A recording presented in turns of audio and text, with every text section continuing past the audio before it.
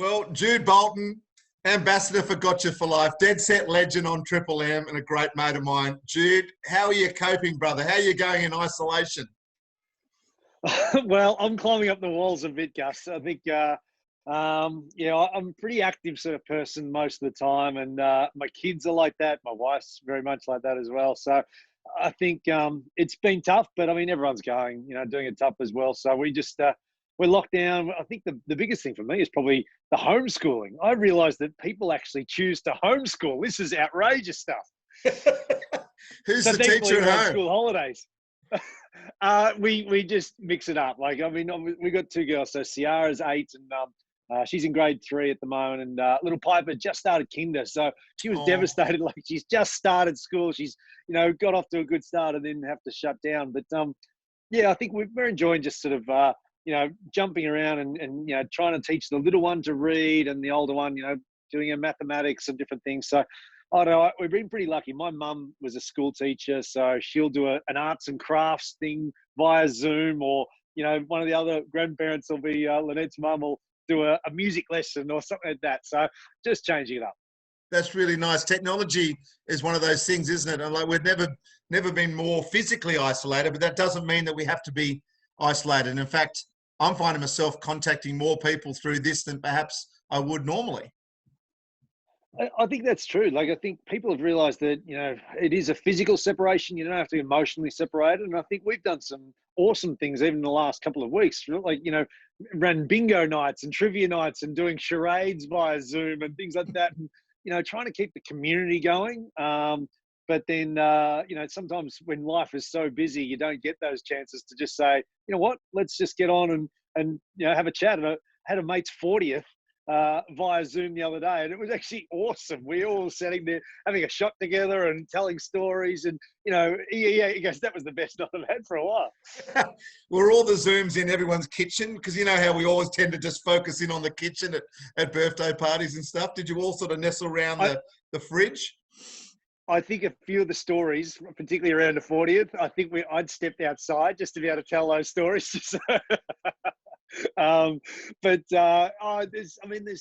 all the different apps. There's house party apps and things like that where people just keeping that connection, I think is really important. The Monty Bannister. Yeah, that. Monty Bannister. Now, most importantly, what are you watching, mate? Because you do have two beautiful daughters. You're punching massively, even though you're a good-looking bloke, punching massively with your missus. So she controls we understand she controls Everything. the family home and everything. So are you on an iPad out there watching what you want, or is there a family show? What are the Boltons watching? Yeah, the Boltons. I think obviously the kids. We've sort of got a separate sort of TV room for them, so they can watch a movie or some sort of series. They're watching some sort of kids series, H2O or something like that. So Lynette and I'll duck off to the main room, and generally been watching Ozark. So we've been getting stuck into Ozark. Need to get through the final third series. So we just started it as we went into the lockdown, and Lynette does take control of the main room, and she's been watching or going back over Gossip Girl. So I just switch off, and I'll just watch some sports highlights or do something like that for a while, and just switch off for a bit. But yeah, so it's mainly been Ozark when we get control of the TV. We're the same. There's another show called Unorthodox, which is only 1 hours, which is brilliant. Vix and I knocked that over yesterday. I wrote down, Tiger King. Have you got into Tiger King yet? I've got to start that. Yeah, that's it. We're gonna rip into that. So I think Lynette saw the first part of it and wasn't too interested. I'm like, this looks like a train wreck, and that's exactly what I love watching the train wrecks. Yeah, that's train wreck, and you just look at America sometimes and just shake your head. The Stranger, we watched. Fix and I watched that. That's an 8-part series. We've been smashing it lately, and Ozarks. We're on to episode 3 of season 2. So we've got a little bit of catching up to do too. Yeah, so we're almost finished series 2. So that's good. Oh, it's a fantastic show. How are you coping? You seem pretty positive and up, and I saw you on Saturday, and fortunately you, me and Del, we have such a great time together on Saturday. So that's something that's been great for us to keep that routine. But have you had any tough times? And if you have, how are you getting through it? Just for our our community to perhaps pick up some hints?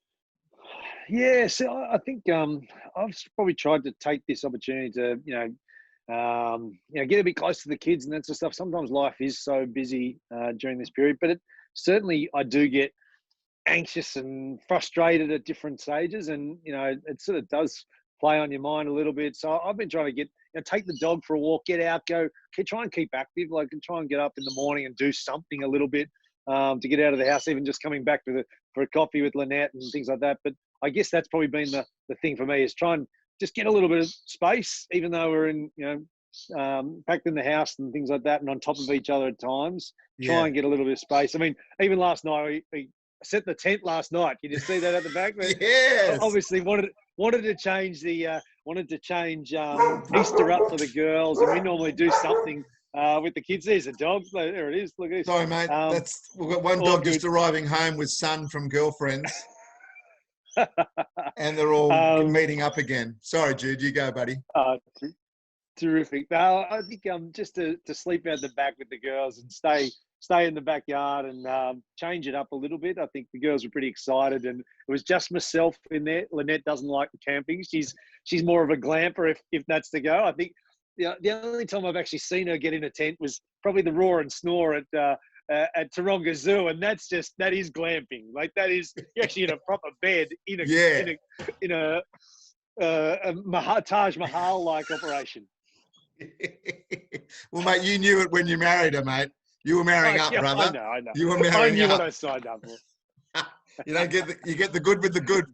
Now, thank you so much, big fella. Have a great week with your princesses at home, and I'll look forward to seeing you on Saturday back at Triple M for Dead Set Legends. It's become an absolute highlight of my week, just coming in and laughing with you and Del. And thank you so much. You were my first ever ambassador for Gotcha for Life. You've been with me right from the start, 4th year now, and you actually lived the life as well. You're a very kind, good person. So thanks for joining us, big fella. No, absolute pleasure. And, obviously, Gotcha for Life is just such an important part of so many people's lives now, and it's having such an impact. It's an incredible legacy that you've put in place, mate. And just proud to be a part of it. And any way I can help out at any stage. Looking forward to DSL this Saturday. Yeah, good on you, Jude. Thanks a lot, mate. Take care.